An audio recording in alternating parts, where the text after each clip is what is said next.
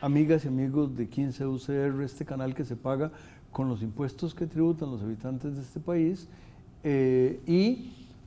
hablando de pagos, tenemos el placer y privilegio de tener a un legendario profesor de la maestría de Banca y Mercado de Capitales, cuando eso existía, a don Tomás Soleil, que le da a la familia del Banco Central 2 por 1. ¿Por qué?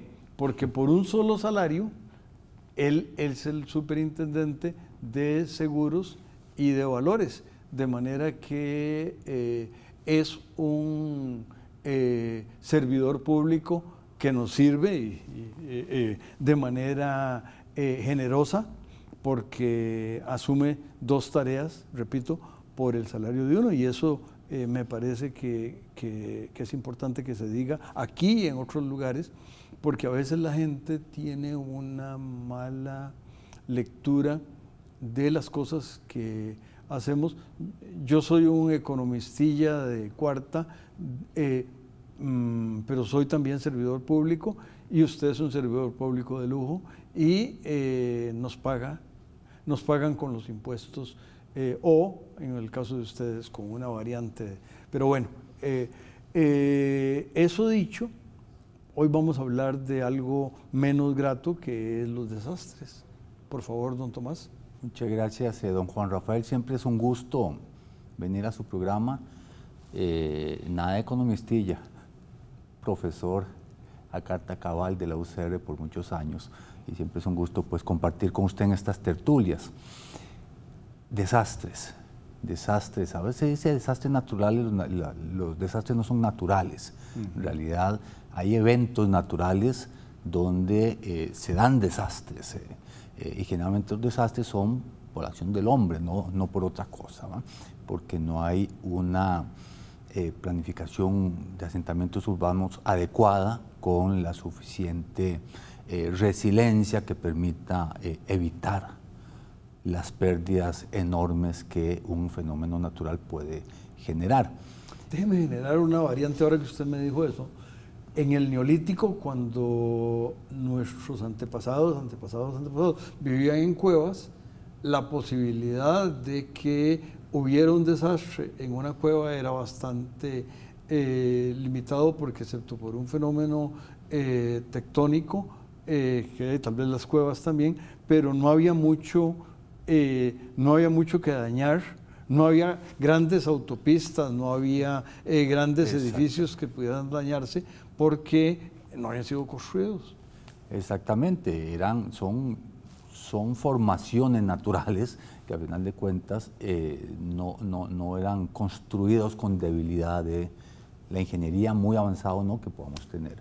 Pero ¿qué sucede con un desastre? La Oficina de Naciones Unidas para la Atención de Desastres nos aconseja y propugna muchas cosas que hacer. Número 1, la prevención de desastres tiene que ser ex ante, antes de que sucedan las cosas, fortaleciendo la infraestructura, generando los planes de atención ante un evento de la naturaleza que haya que atender, y finalmente definiendo qué es la reconstrucción.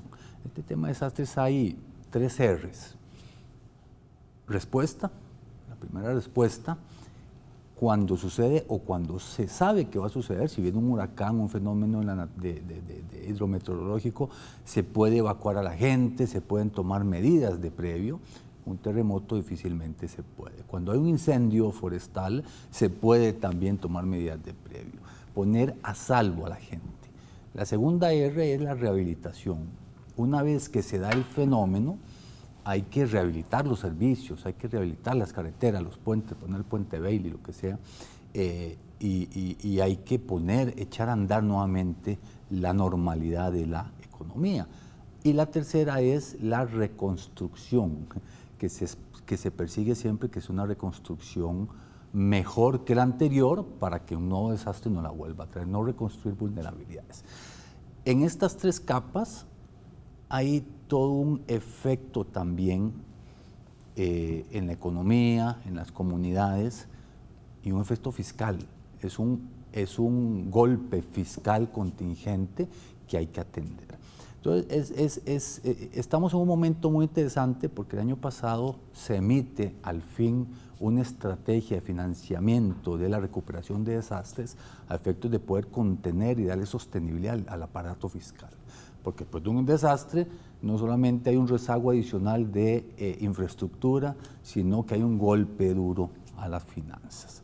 Y los últimos 15 años aproximadamente las pérdidas por desastres rondan los 6.000 millones de dólares. Eso es un montón de plata. Y ese es un montón de plata que tiene sus efectos fiscales. Además, don Tomás, alguien que luego creo que fue contrató a su abuelo,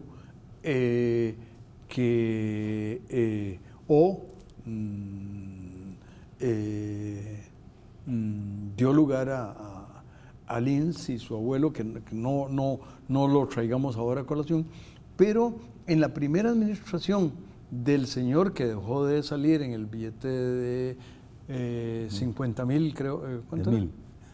¿De 1.000. No, el billete morado ya no sé. Ah, ok. Que es, ¿cómo se llama? Don Alfredo González en su primera administración. Ricardo Jiménez, perdón. Se me salió el herediano y ese sigue en el billete amarillo, pero no. El billete morado creo que se descontinuó y el billete morado tenía a don Ricardo Jiménez, cuya primera administración tuvo un problema muy grande porque apenas empezó, fue el gran terremoto de Cartago. Exactamente. Entonces, posiblemente la medición, no había cuentas nacionales en esa época, no había, pero todo lo que ocurrió en esa administración queda afectado de manera muy importante por todo ese daño, porque se construía con estándares que más o menos un siglo después, cuando Jorge Gutiérrez y otra gente vinieron a estudiar ingeniería estructural, pues retomaron la idea de que había que en un país donde había terremotos había que construir de esa manera o tomando en cuenta ese dato. Sin duda, y usted toca además un evento histórico que es clave. A ver, Cartago, la ciudad de Cartago, se destruye el 5 de mayo de 1910 con un terremoto espantoso, más de 700 muertos, es la estimación, porque había que enterrarlos de inmediato, la ciudad quedó enterrada, pero era la segunda vez que se destruía Cartago. Cartago se destruyó en 1841, 2 de septiembre de 1841, cuando tenemos escasos 20 años de tener viaje independiente. Creo que éramos todavía parte de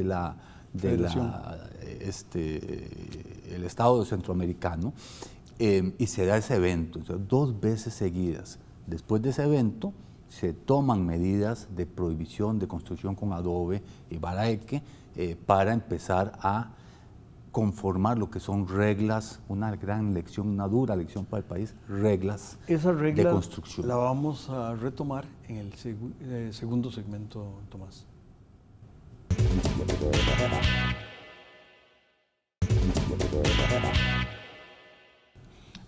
Continuamos en este programa de desastres desde el barrio Amón, yo decía desde el Parque Bolívar, pero ya el Parque Bolívar no existe. El barrio Turnón. Barrio Turnón, sí. Barrio Turnón, gracias. Pero no hablemos del río Torres, sino más bien regresemos a a Cartago, y lo que se aprendió y no se aprendió de la primera destrucción a la segunda. Sí, no, y es interesantísimo. Decíamos, una primera destrucción en 1841, una segunda destrucción de la ciudad de Cartago en 1910, con la poca gente que pudo haber vivido ahí, pues 700 muertos de la época y miles de heridos que fueron transportados por tren a los hospitales de San José porque no había nada en Cartago donde atenderlos. Se toman las primeras medidas constructivas. El país en 200 años, desde 1821, ha sufrido 68 terremotos, de los cuales 20 más o menos son mayores a 7 grados. Entonces es un país altamente sísmico. El país toma la decisión de generar sus códigos sísmicos en los años 70 y esa magnitud de desastre no se han vuelto a ver en el país, porque el país está preparado constructivamente para esos eventos. Nos hemos adaptado. Ahora tenemos el tema del cambio climático. Y con el tema del cambio climático, la intensidad de lluvias, la intensidad de sequías, la variabilidad de la temperatura genera también desastres, genera impactos económicos en comunidades, etc. Se estima, don Juan Rafael, que de aquí al 2050 las pérdidas esperadas por cambio climático alcanzarán los 30.000 millones de dólares. Esa cifra equivale a 9 años de presupuesto del Ministerio de Educación Pública, completos. 9 años de esfuerzo educativo para la población se borran de un solo plumazo. Entonces, ahí es donde los países necesitan definir estrategias para no evitar los eventos de la naturaleza, que esos van a suceder, sino para reducir el riesgo y para estar preparados para recuperarnos después de un evento de estos. Las 3 R's que usted mencionó. Las 3 R's, preparar la respuesta inmediata, la rehabilitación y la reconstrucción. Y ahí es donde el papel que está jugando la Comisión Nacional de Emergencias, volvamos a otros desastres, ¿verdad? En los años 60, 2 seguidos, ¿verdad? Erupción del volcán Arenal, erupción del volcán Irazú. Y donde tenemos una figura de la talla y la estatura de don Jorge Manuel Dengo, que no solo atiende las emergencias, sino que transmite su visión para crear la Comisión Nacional de Emergencias, para el año finales de los 60, en el año 69. Es más, ahora en agosto, creo que es el 12 o 14 de agosto, cumple 55 años la Comisión Nacional de Emergencias. 55 años. Pero es una comisión que se crea para la primera R, para atender el desastre en las atenciones inmediatas. Esta ley se cambia hace aproximadamente 8 o 10 años para darle más bien una función de gestión de riesgos, de estrategia de gestión de riesgos a nivel nacional, y empiezan entonces a darse los temas de prevención, de alertas tempranas y de adaptación, que en el tema de cambio climático es clave, es fundamental. Bueno, y de nuevo el país de las de instituciones. A mí me da la impresión de que por ahí en algún país de Centroamérica hay alguien que está buscando destruir instituciones y parece que tiene un buen seguimiento, pero el ejemplo de don Jorge Manuel en la línea contraria, en la creación, tenía que estar presente la claridad mental de alguien que podía pensar muy a futuro. Eso. Muy a futuro. Además que estuvo a cargo de proyectos hidroeléctricos de gran impacto en el país y donde construir una obra ingenieril de ese tamaño, una obra civil de ese tamaño, pues implica revisar los riesgos que hay en torno a su construcción y a su posterior operación durante décadas, ¿verdad? Entonces, esa visión clara de don Jorge Manuel Dengo, pues no le da solo un impacto en la atención de la emergencia, de las emergencias que le tocó liderar, sino también en la creación de instituciones que cumplen 55 años y que tienen un rol muy, muy activo en en esta estrategia de definirle al país estos derroteros. ¿Cómo reducimos riesgos? ¿Cómo los mitigamos? ¿Cómo nos preparamos para enfrentar los eventos? Y cómo reconstruimos no vulnerabilidades, sino reconstruimos infraestructura pues, mejorada, ¿verdad?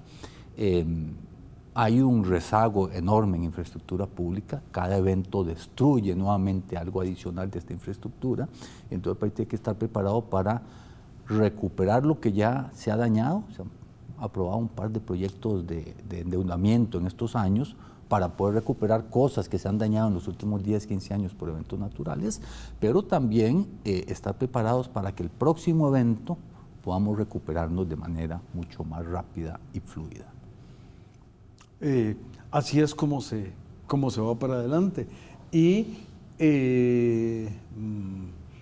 como usted pertenece a la familia del Banco Central, recuerdo que cuando fue la tormenta Otto, la Junta Directiva aprobó una donación a la Comisión Nacional de Emergencia, digamos fuera de las atribuciones normales, y tiene que haber habido un presupuesto extraordinario. Ya esas cosas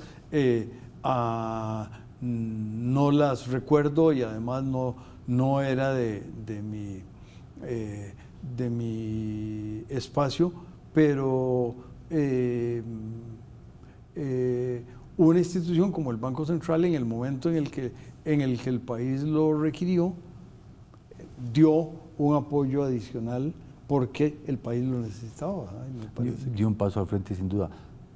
Otto, la depresión, la tormenta tropical, Nate y el huracán Otto golpean en el año 16 y 17. Apenas el 2,5% de todas las pérdidas que generaron estaban aseguradas. Todo lo demás corre por cuenta del bolsillo de los que fueron afectados y del Estado, con toda esa destrucción que hubo de infraestructura, y estamos todavía tratando de recuperarla. Por cierto, voy a repetirlo, lo está diciendo el superintendente de seguros de Costa Rica. Y ahora profundizamos más en eso, cómo el seguro puede ayudar en este escenario. Eso lo vamos a hacer en el tercero y último segmento.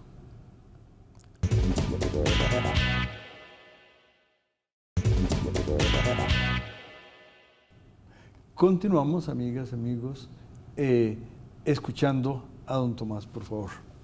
Bueno, hablamos del rol del seguro en todo este tema de gestión de riesgos. ¿Por qué el superintendente de seguros, por qué el superintendente de seguros se mete tanto en el tema de desastres y de generar resiliencia en el país?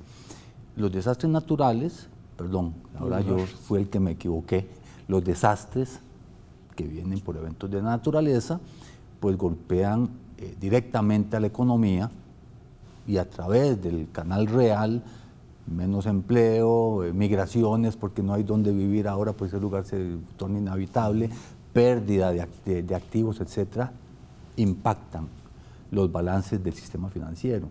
Y en el tema de cambio climático es clarísimo, ¿eh? Los riesgos físicos, que es cuando hay daños materiales de infraestructura, etcétera, los riesgos de transición, una economía que está transitando hacia una economía menos dependiente del carbono, hay activos que van a quedar obsoletos, que van a tener que salir de la matriz de producción, y los riesgos de reputación, el que no haga suficiente por atender el tema de cambio climático, también las nuevas generaciones se lo van a reclamar y van a hacer actividades muy deprimidas en el futuro.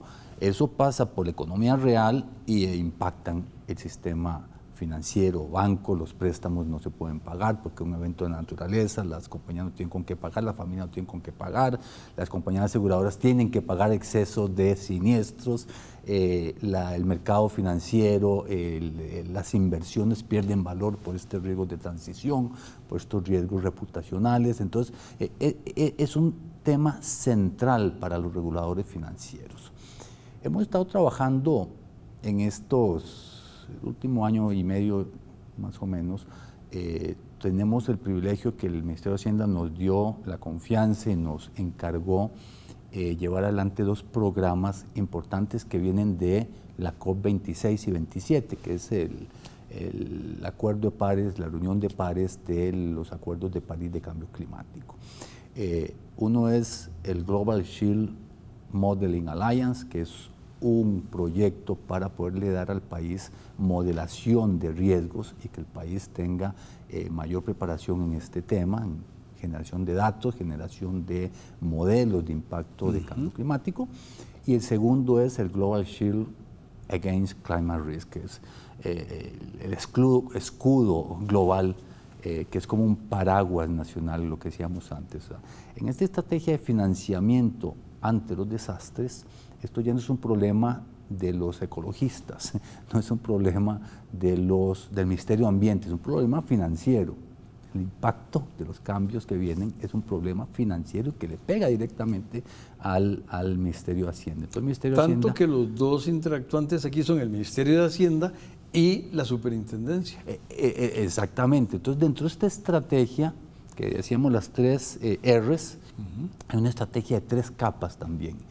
¿Qué riesgo me quedo y veo cómo lo financio? El fondo de emergencias, endeudamiento ante contingente, hay un evento climático, ya el país lo ha tenido, entonces giran el dinero para poder atender las emergencias, etcétera. ¿Y qué transfiero como riesgo? ¿Cómo hago un seguro soberano donde yo pueda transferir riesgo al exterior, a otras economías, para poder recoger esos recursos cuando venga un evento grande y poder reconstruir la infraestructura? Entonces, en este proceso está el Global Shield. La semana pasada tuvimos el primer taller nacional, más de 120 personas, más de 50 instituciones públicas, la academia, sociedad civil, comunidades, reguladores, entidades estatales, el Ministerio de Hacienda, a efecto de detectar y hacer un diagnóstico. ¿A qué le apuntamos? No se puede apuntar a todo. Entonces, ¿cómo vamos a definir algunos proyectos de impacto que permitan generar esta sombrilla un poco más amplia, donde ante un evento el Estado no colapsa, se puede recuperar la infraestructura y la economía privada empieza y la comunidad empieza a despertarse nuevamente? Que no nos suceda lo que le pasó a Honduras hace muchos años con el huracán Mitch. ¿De acuerdo? Atravesó todo el país no estaba preparado para recuperarse de ese golpe económico tan fuerte y las comunidades no pudieron recuperarse tampoco. No había puente, no había carretera, no había por dónde sacar la producción. El que tenía dinero y pudo cobrar su cheque del seguro se fue para otro lugar, pero el que quedaba en la comunidad, los más vulnerables, ahí quedaron en la comunidad y no pudieron recuperarse.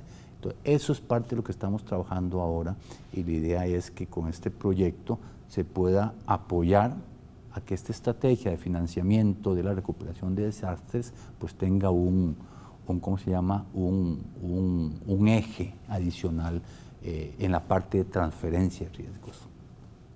Y en homenaje a don Jorge Manuel Dengo, crear instancias que sean útiles en el futuro.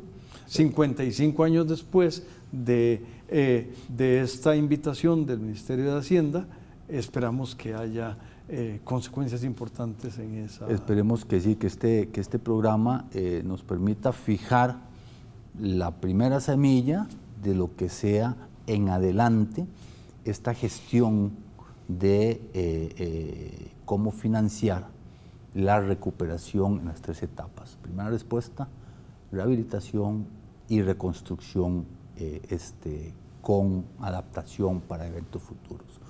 Lo hicimos antes con los terremotos, con el código sísmico, nos preparamos para los eventos sísmicos, estamos con un sistema muy robusto.